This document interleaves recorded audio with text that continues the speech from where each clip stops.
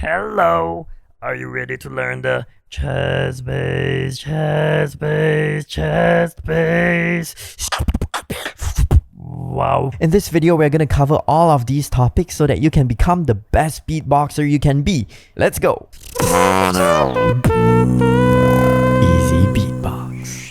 So what's cool about this sound is that some people find it really natural. It's part of the singing growl. Yeah. And you may learn it easier than the throat bass. It's super versatile and you can easily get different bass textures if you make it tight. Wow, you get a more robotic, cleaner sound. If you loosen it, you can go down. Wow, and find a nice lock-in vibration bass texture kind of thing. And you can also use it with your falsetto voice. Wow. Combine it with like a siren.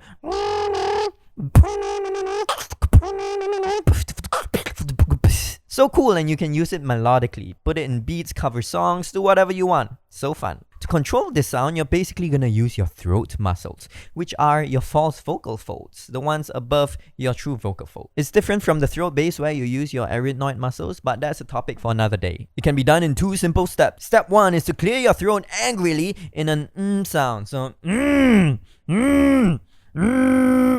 okay? And step 2 is to just sustain the note. What's wrong with you?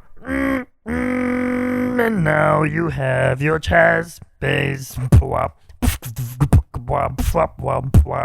Okay, but what if you didn't get it? Let's take a look at problems and solutions. Problem number 1 is while you're trying, you feel pain. And that's natural because this is a muscle that you don't usually activate. So it's gonna hurt. What do you do when it hurts? You drink water and you let it rest. Don't overstrain it. Take good care of your throat. By the way, if you're a singer, this bass is not dangerous for you. You just need to practice it safely. So drink lots of water and rest in between. Now, problem number 2 is you can't get the vibration.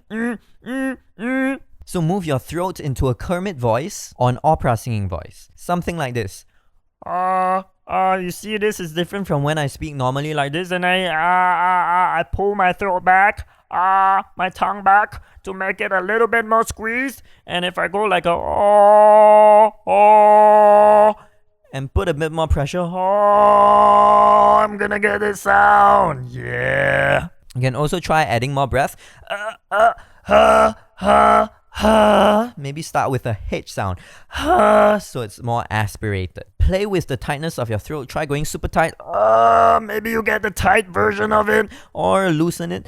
Like a deep sigh. Yeah, a deep rumbly sigh. That may get you the chest bass too. And problem number 3, maybe you get throat bass instead. So you've got the throat bass already. Wow. And you're trying to learn the chest bass. But you keep getting the throat bass. So how? The key is to keep your teeth together.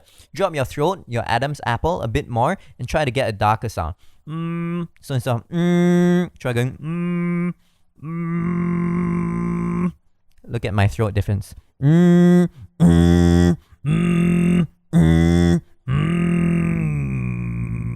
Pull the throat down. Now for pro tips, all you need to do is to change the tightness of the sound so you can get different kinds of texture from loose to tight. I mentioned this just now. And play with vowels and wobbles like wa ba ba ba ba, wee be be be be, ba ba ba ba ba ba ba ba ba.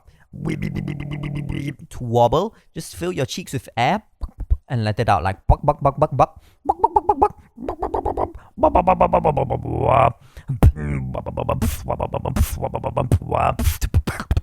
And now for practice exercises. If you're working on getting your chest bass looser, try starting with a H sound and go ha.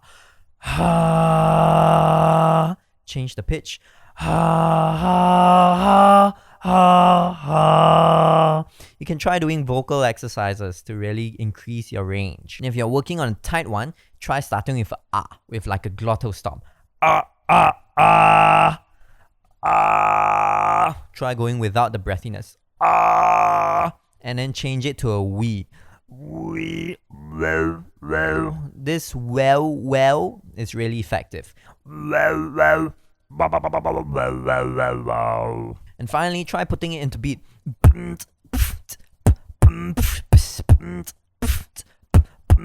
Anyways, good job for learning this sound. Remember to give it time and keep practicing, keep playing. Good job, and see you in the next one. Wow.